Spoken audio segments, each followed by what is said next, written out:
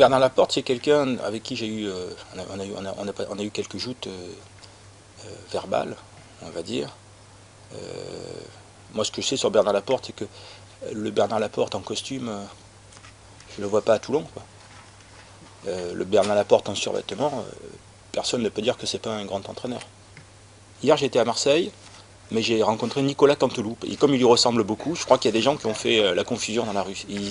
En plus, il a imité, cet imbécile. Je le dis, tu vas voir, tout le monde va dire que je suis avec Bernard Laporte. Et ça n'a pas, voilà, ça a pas manqué.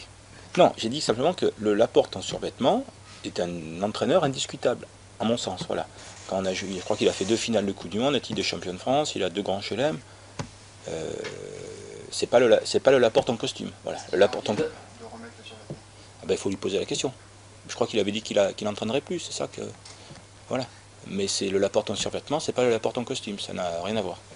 D'ailleurs, dans sa marionnette, il porte un costume. Il a l'air d'être séduit de se donner un temps de réflexion. Mais posez-lui la question. Posez-lui la question. Et Eric Cham aussi, a été contacté? Ouais, mais Eric Cham, c'est difficile quand on parle de l'intelligence toulonnaise, c'est difficile de ne pas citer Eric Cham, quoi, voilà. C'est parti. L'intelligence toulonnaise.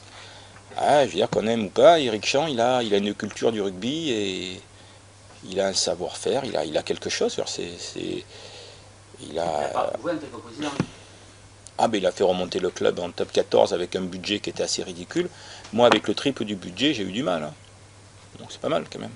Ouais, des entraîneurs qui sont dans des sélections Coupe du Monde qui, à mon avis, finiront avant le 23 octobre.